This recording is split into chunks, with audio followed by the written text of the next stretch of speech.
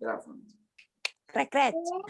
Isso aí, irmãos, boa noite. Vamos dar início aí ao nosso estudo do capítulo 3 do livro do Timothy Keller, Oração, Experimentando Intimidade com Deus. Eu comentei lá no início, antes de a gente começar a gravar, que eu nunca tinha visto alguém tratar o tema da oração como ele está tratando, porque ele está aprofundando. Então, vão se preparar que a leitura fica mais densa. Fica mais difícil um pouco, porque vocês lembram lá no primeiro capítulo, quando ele, justificando o porquê escrever um livro sobre oração, é justamente porque ele tinha dificuldade de encontrar um livro que tratasse oração de forma teológica, né, de forma bíblica, filosófica. Assim, eu estou usando filosofia porque teologia e filosofia são irmãs, né? Então, ele tinha dificuldade de encontrar um livro que falasse sobre isso, então ele resolveu escrever sobre isso, né? E aqui no capítulo 3 ele pega pesado no aprofundar, né? Vamos orar ainda, calma. Vamos orar ainda. Eu só estou fazendo a introdução, a gente vai orar.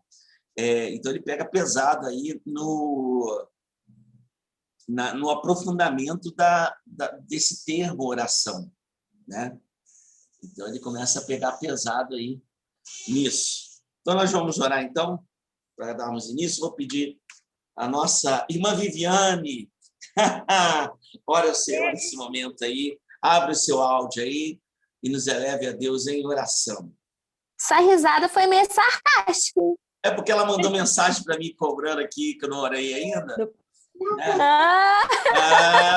Mas eu falei, eu já estava me interrompendo a minha introdução aqui. Aí eu falei, então você vai orar. Ora, mas eu acho que caiu, Viviane, está ouvindo? Não pode pedir ajuda, né? Não pode dar ajuda, né? Não, pode dar dica sim, mas eu aproveitei, porque você já passou uma mensagem para mim aqui, eu já aproveitei. Vamos orar então? Cara, eu não sei, eu tô Camila travando. Eu acho que tá ouvindo a gente está, né? Bom, como a gente... acho que sim. Como o estudo é sobre oração e eu aprendi que eu não sei orar, então que os irmãos me perdoem já de uma vez a minha oração, tá? Uhum. Vamos orar então. Então, vamos orar.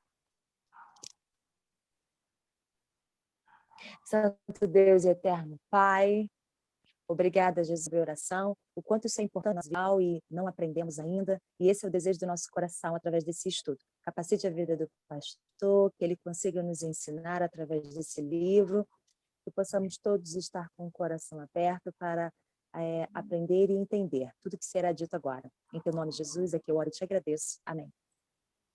Amém. Amém. Amém. Amém. Amém. Depois você me fala como foi a oração, tá?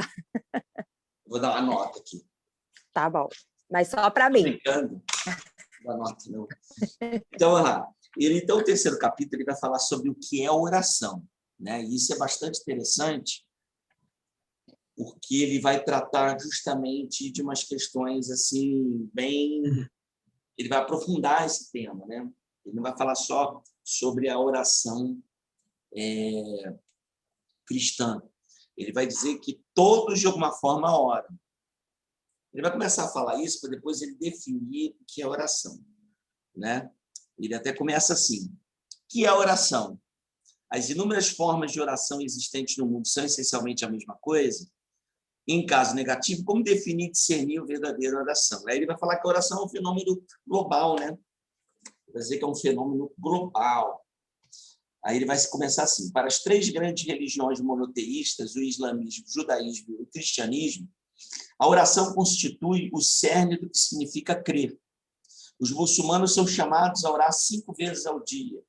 Os judeus têm como tradição orar 3 vezes ao dia. Aí você lembra de Daniel, né? Fazendo a sua oração lá. E cada ramo da igreja cristã está impregnado de diversas tradições relativas à oração em público, em particular e pastoral. É evidente, no entanto, que a oração não está restrita às religiões monoteístas. Os budistas usam rodas de oração que lançam pedidos de compaixão à atmosfera, a fim de entrelaçar o espiritual e o natural, de aliviar o sofrimento e liberar a bondade. Já os hindus, embora possam orar pedindo ajuda ou paz mundial a qualquer um de muitos deuses, têm como objetivo final a união com o ser supremo, Brahma, que não é cerveja, tá? E escapar dos ciclos de reencarnação. Povos de outras culturas, como os índios castores do sudeste canadense, os índios papagos do sudeste americano, oram por meio de cantos. Sua poesia e música servem como orações que unificam os reinos espiritual e físico.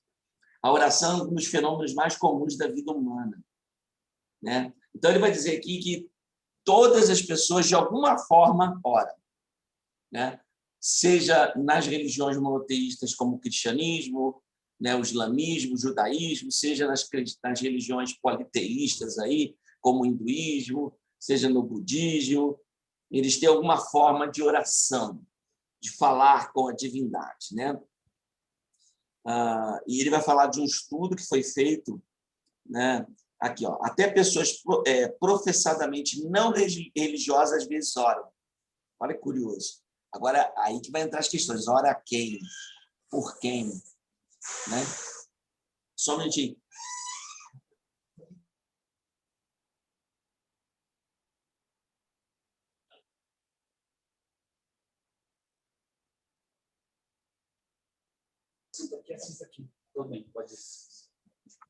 Continuando aqui, irmãos. Então, ele vai falar aqui, né, que em países secularizados a oração continua a ser praticada não só por aqueles que não têm nenhuma preferência religiosa, mas também por muitos daqueles que não acreditam em Deus. Olha só, hein? Um estudo de 2004 revelou que quase 30% dos ateus admitem orar às vezes. 30% dos que se dizem ateus. E outro verificou que 17% das pessoas que afirmam não creem em Deus oram com regularidade. Né? Então, ele quer dizer o seguinte, olha, as pessoas, de alguma forma, sempre oraram. Sejam cristãs ou não, elas sempre oraram. Né? E aí, ele começa a trazer alguns autores, alguns estudos mais profundos. Né? Então, ele vai dizer que até os ateus, e principalmente aqueles que são mais velhos, têm o hábito de orar. Né? E aí ele vai falar aqui, lá na página 45, parágrafo 2º. Dizer que a oração é uma prática quase universal não significa, todavia, afirmar que toda oração é igual. Há uma vertiginosa variedade delas aos olhos de um observador. Basta ver os transes religiosos dos xamanistas americanos nativos, os cânticos dos mosteiros beneditinos, entusiastas praticando yoga nos escritórios de Manhattan, as longas orações pastorais dos ministros puritanos do século XVI, e aí inclui aqui o Richard Baxter, né? Deve ser um desses, o falar em línguas nas igrejas pentecostais, muçulmanos entregues a sujud, com a testa, as mãos, os joelhos no chão voltados para a Meca, judeus assídicos se balançando e se curvando em oração, ou um sacerdote anglicano lendo o livro de oração comum. O que nos leva à pergunta em que sentido esses tipos de oração são semelhantes e em que são diferentes. E aí ele começa a falar dos tipos de oração. Mas aqui ele vai tratar de 2 tipos, basicamente, e ele vai citar alguns autores que falam de oração, que não são necessariamente cristãos, tá? Que é o Edward B. Taylor, o James Fraser, o autor aqui do livro Ramo de Ouro, e Sigmund Freud, né? Que é um psicólogo, pai da psicanálise, né? Vai falar sobre oração. Só que, quando ele vai falar de oração, por exemplo, na psicologia aqui de Freud, né, a ideia de oração é a mentalidade da criança e do neurótico, sendo seu principal traço o pensamento mágico infantil. Ele vai tratar de uma questão psicológica da oração, né? que é uma forma de se fazer como criança, e todos eles tornaram o modelo de Darwin, né, da teoria da evolução, para explicar essa questão da oração, né? Quem vai diferenciar um pouco é um psicólogo também, chamado Carl Gustav Jung, né? Carl Jung, né? Que no início do século XX, lá no terceiro parágrafo da página 46. Outro pensador importante a ser considerado é o psicólogo Carl Jung, ou Carl Gustav Jung, né? Do início do século XX, cujo entendimento da experiência religiosa também compreendia a oração mais como voltar-se para dentro do que estender a mão para fora. Jung acreditava, como os pensadores orientais, que todos os seres humanos faziam parte de uma força cósmica de vida, desfrutando de saúde e completude quando nos damos conta da nossa união com toda a realidade e o mundo interconectado. Aí eu tive, claro, evidentemente, tem que ler a notinha de rodapé da página 47, ela é maior as notas do que o próprio texto, né? Isso mostra que o Timothy Keller pesquisou muito, né? Os seguidores de Jung desencorajavam a ideia de que se deveriam buscar contato com um Deus pessoal fora de nós mesmos. Segundo a visão deles, era melhor dedicar-se à transformação da consciência, à compreensão pura e ao senso de união com toda a realidade que e a contemplação espiritual traz. O que o Timothy Keller está tentando explicar aqui?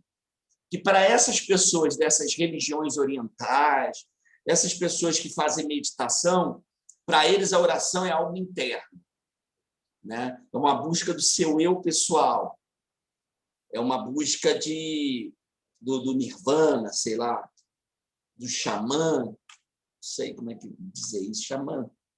Xamã era o sacerdote lá do passado, né? Os xamãs, né? É a ideia do... o Renan está aqui comigo, ele está participando aqui ao vivo, tá? Ele está do lado de cá. Então, ele está dizendo assim, para essas pessoas, a oração é algo de uma busca interna. E ele está vai diferenciar esse tipo de gente que acha que oração é isso, né? Porque quando você fala aí hoje no nosso tempo, o nosso mundo hoje é muito místico. Aí você fala de oração, quando você ouve as pessoas falando assim, faça as suas orações, nem sempre são pessoas falando de orações cristãs. Às vezes são essas orações aí orientais, de meditação, né? De uma busca do eu interior. E aí ele vai falar da outra oração, da busca de um Deus pessoal, que é um Deus que não é imanente, mas ele é transcendente, né? Porque quando você traz a ideia, porque ele vai trazer essa ideia de Deus imanente e Deus transcendente. Deus imanente é aquela ideia de que Deus está em nós, ou a ideia do panteísta, Deus está em tudo, está em toda parte, em todo lugar, tudo é Deus, Deus está dentro de mim, né? Aí o Jung vai usar, eu acho que o Jung vai usar essa expressão, ou o Friedrich Hegel vai usar essa expressão, acho que é ele, que ele vai fazer uma diferença entre oração mística e oração profética. Mas essa ideia de Deus imanente é aquelas pessoas que acham que Deus está em tudo, é o panteísmo, Deus está em todas as coisas, está nos animais, na árvore, enfim, isso é o panteísmo. Nós não cremos